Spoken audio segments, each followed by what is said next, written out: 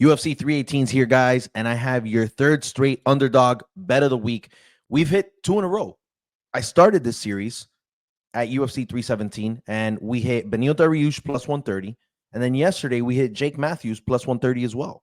So back to back, we're 100% on our underdog plays of the week. It's the reality. It's only two, but it's 100%. And I have a very confident underdog play this week. Stick around. UFC 318. We're going to Louisiana for Dustin Poirier's last fight, a fan favorite. And it's a little sad because we're losing one of the, the most exciting fighters we've ever seen in the octagon. But it's also sad because we're watching him fight one of the other fan favorites, Max Holloway. And I suspect this is going to be a war. I suspect this is going to be a really fun fight, but I suspect a lot of tears on Saturday night. So without further ado, let's get right to it, guys. Just a quick recap. UFC Nashville was great, plus 2.8 units. We had Walter Walker winning. Boom. I called the sub, didn't bet it, but I called it in my breakdown video. Boom. Jake Matthews, same thing. I also called the sub as a prop in my video.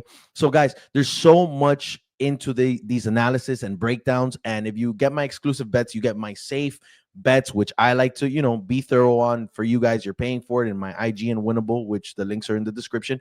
But, guys, when you're watching these breakdowns, there's so much information I'm calling out. And this week, honestly, if you would have taken some of the props I called out, you'd probably be up 15, 20 units. Not joking. So 2025, we're up 27.8 units.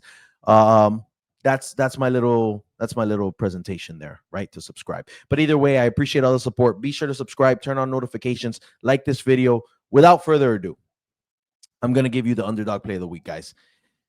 It is Dustin the Diamond Poirier. Guys, we've seen this fight before. Dustin Poirier welcomed Max Holloway and beat him by submission. Then about 6 years ago, they fight, which we thought it was both of their primes. Dustin Poirier won a very close battle at 145 against Max Holloway. And here we are for Dustin Poirier's last fight, and Max Holloway is going to be the one waving him goodbye. What could happen here? Well, Dustin Poirier killed Benoit Saint-Denis in the octagon. Then he goes on and gets another title shot, comes up short against Islam, but he put up a war against Islam. Islam, those talking that this could be one of the best fighters we've seen all time. And he lost by submission in the 5th round, but there was 5 good rounds there. Dustin Poirier showing that he's still there. And then Max Holloway's coming off his brutal knockout loss to Ilia Topuria, at 145. Maybe that weight cut's not there anymore because prior to that, he killed Justin Gaethje in the octagon. Prior to that, he had retired the Korean Zombie. Prior to that, he beat Arnold Allen. So Max Holloway, per usual, just always showing up, bringing in the volume, bringing in the excitement. But he took a rough loss. And now this fight's going to be at 155. And the question is, Max Holloway's power translates well at 155. How's it going to go against Dustin? Dustin's high IQ and the fact that he's beat Max a couple of times. Now they're in the same position again. To be frank with you, Dustin Poirier looks great. He's training. He looks as fit as he's ever been. I mean, this is his retirement fight. He's going to be at home. He's fighting an opponent he knows very well in the octagon. I love Dustin Poirier in this spot. He's fighting in his true division, somewhere he's, comfortable in.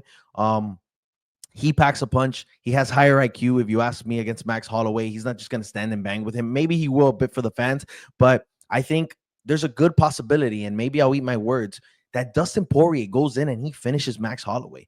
Max Holloway, even though it didn't count, got dropped by Justin Gaethje, and then he gets knocked out by Ilia Topuria, and, Ilia's Ilia, so you could say a lot of things about that, but we don't know how he's going to come back. We don't know if now that chin got a little WD-40 on it. It's a little loose. We don't know what's going to happen now.